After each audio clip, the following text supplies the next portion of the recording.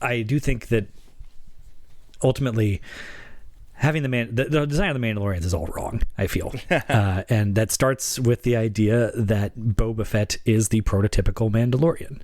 Like, I think what was so cool about Boba Fett is the implication when you look at him. His armor's all beat up. You know, he's got these scalps that are like, are those Wookiee scalps on his belt? Yeah, damn right they are.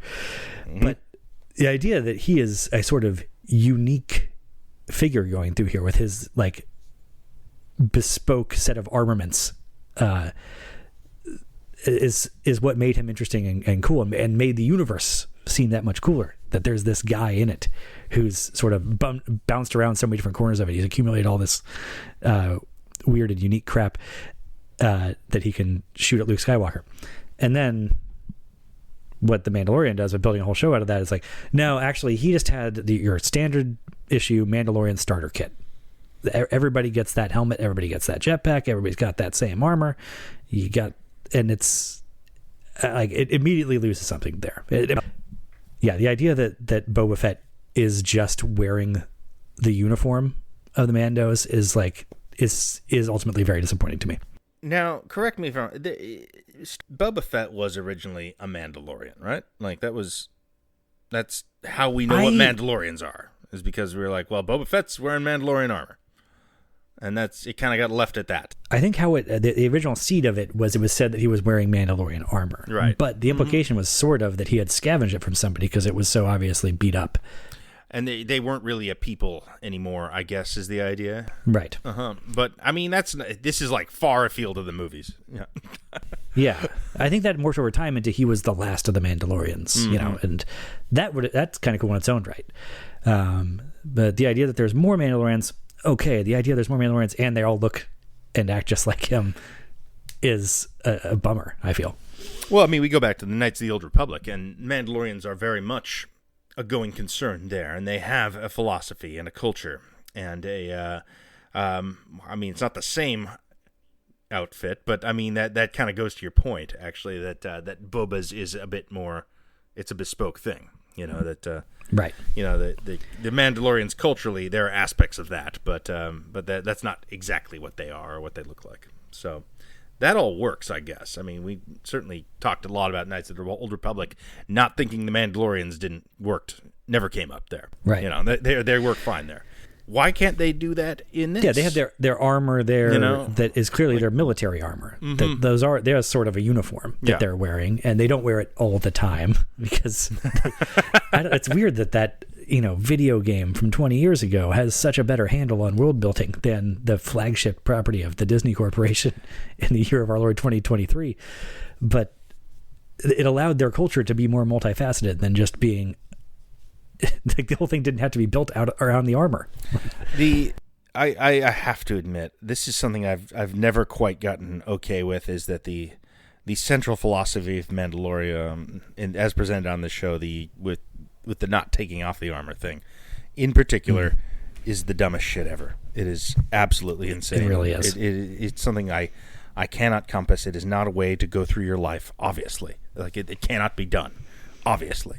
This is borne out every time they try to justify or explain. Well, this is how it works when everyone's at dinner together. We all walk off separately at the same time, so we can take our masks off and eat in private. That's so dumb. That's so, like, contrary to any way you would want to run a war camp at night. Yeah. You know what? If you want to play with this element of it, I'm like, okay, make there be like an elite warrior cast of Mandalorians that take this particular oath and never take the thing off. Yeah, like the Palace of London Guard. There you go. You know, the guys who the beefeaters. Yeah, sure.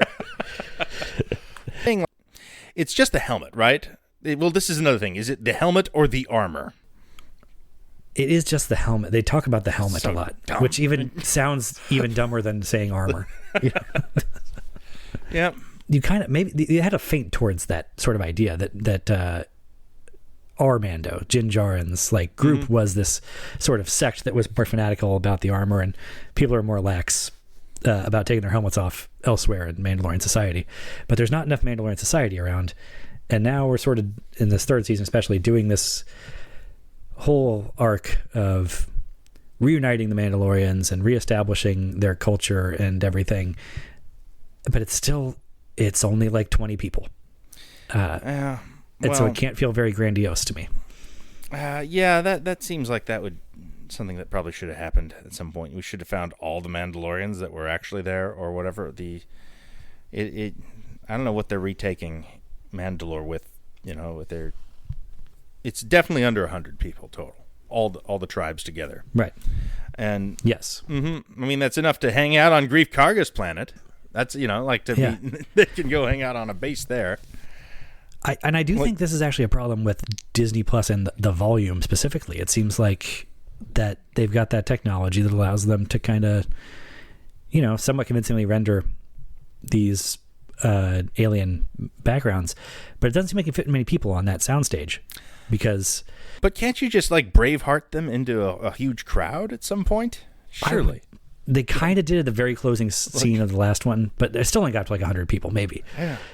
When they're doing the relighting the forge and Bo-Katan's acclamation there. But like I say, even the Grief Karga planet, when he's evacuating his whole city and it turns out to be 14 people walking around with him. It's like, why is it so hard to get a crowd on this show? Its ambition would seem to be much bigger. It does seem to be one of those television tells, like you would expect to see something like that on the A-Team, back when the sort of analog old school TV shows where they were just like, well, it's TV. It doesn't have a movie budget. And these, the whole idea is these look like movies now, or the line is blurred so as to it doesn't matter. But yeah, you can really tell in those crowd scenes, man. You can really tell the scale that they're operating on anytime a group gets involved.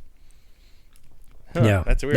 Interesting. On the one hand, having 20 Mandalorians together in their dumb helmets is too many people in dumb helmets standing around for a dramatic scene. On the other hand, it's not enough to pull off this storyline. What I'm doing here too is I feel like what the Filoni Star Wars stuff is missing is somebody who fucks. Because certainly isn't there now. Yeah. Yeah. And to clarify that, not that we need to have sex scenes in Star Wars, but the fact that Han Solo fucks and that the moment you meet that guy or Lando, and the people in Andor are maybe.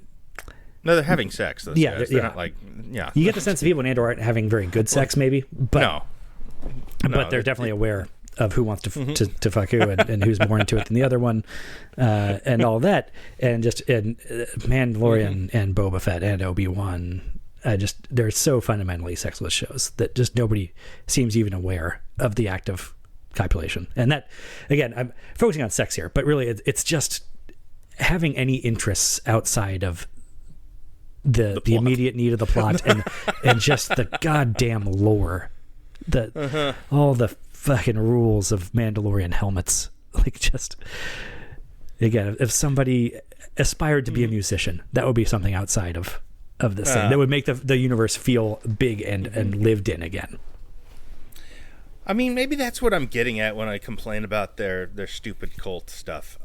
Is that it robs any sense of verisimilitude from this show, from Star Wars. Like, you can't believe in these people. They don't appear to have day-to-day lives or existences that make any sense to me because they wear helmets all the time. But really, it's because they haven't been considered that way as characters. They are Saturday morning cartoon figures, And I don't say that pejoratively in this case. No, I do. I say it pejoratively in this case. Yes. Not as a rule. Not as a rule, yes. But yeah, and they're not. Nobody fucking is a way of is just sort of a way of articulating that thing, I guess. And I think Carl Weathers is quietly become one of my favorite characters on the show at some point. He seems to have to be matching the tone of the show better than anyone. Really? Yeah, he doesn't have to wear a dumb helmet. Yeah. He doesn't, but he wears he's got a silly costume nonetheless. He does feel like a Saturday morning cartoon character, but he's kind of the best at doing that in some ways. Well, and if there's anybody on this show who fucks, it's Grief Karga. You're right. It's definitely Grief Karga. Yeah. So, yeah, he seems like he has some interests outside of Mandalorian culture. He's got his own thing going on. So, Yeah, I mean I guess he did become somehow the most successful character on the show in a way.